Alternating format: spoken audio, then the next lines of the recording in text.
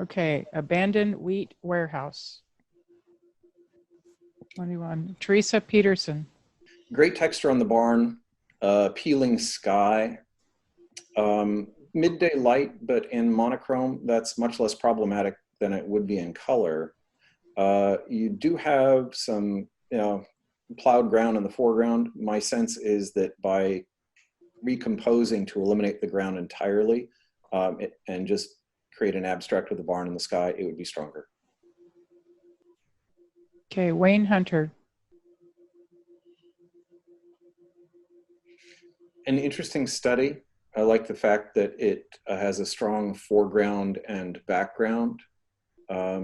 The lighting is really subdued on the foreground. The sky, I think, is much more interesting for the lighting.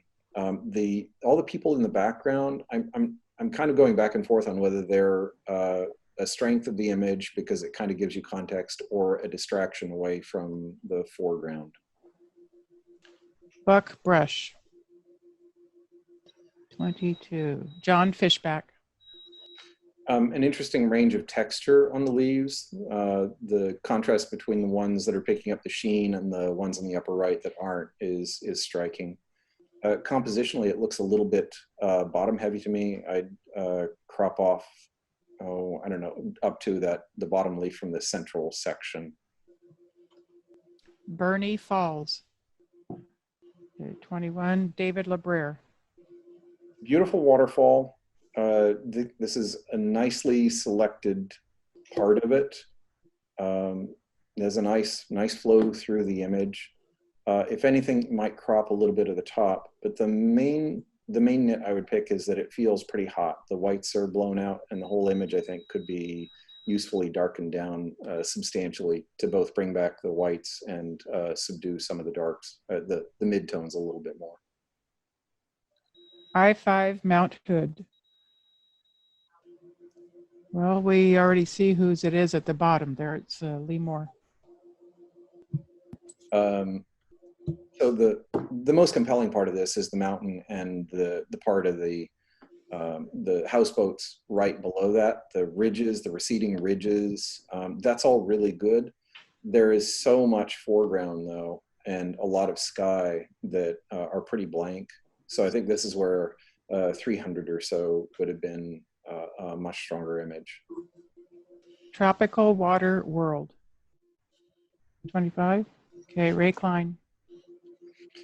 Glassware is tough. I really appreciate the fact that the reflections in this are pretty subdued. Very clean background. The whole thing is just very clean. The fish is a clone, or one is a duplicate of the other, but by changing the size and reversing it, I think that's helped a lot. Just nicely lit, nicely done, very simple. Interstate 84. 20. Rod Small.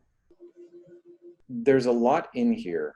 I think I agree that the road, the reflections in the road make it an appealing subject. I like the monochromatic treatment. Having the windmills in there is a plus. And I guess the thing I like the most is having the backlit rain splashes behind the vehicles, the oncoming vehicles.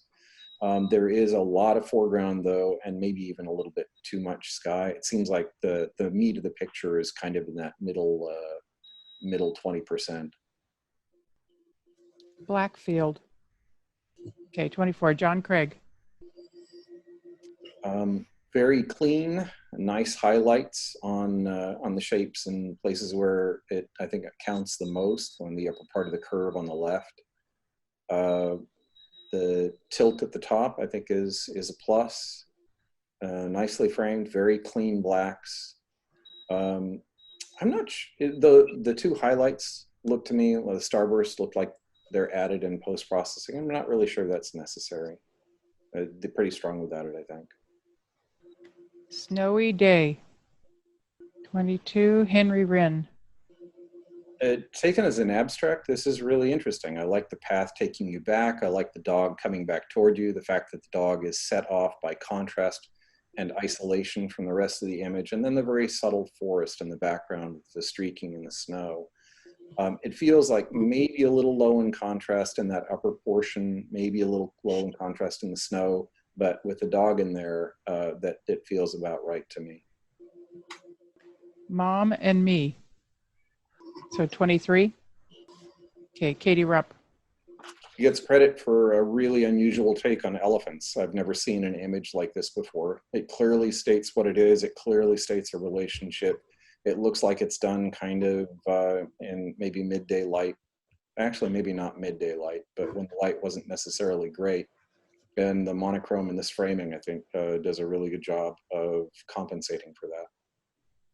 Wide Open Road. Okay, Albert Tang. Personally, I love having the leading line coming in from the corner like that and taking you back into the picture. The curve of the road is really pleasant and sort of leads you up past the clouds to the moon.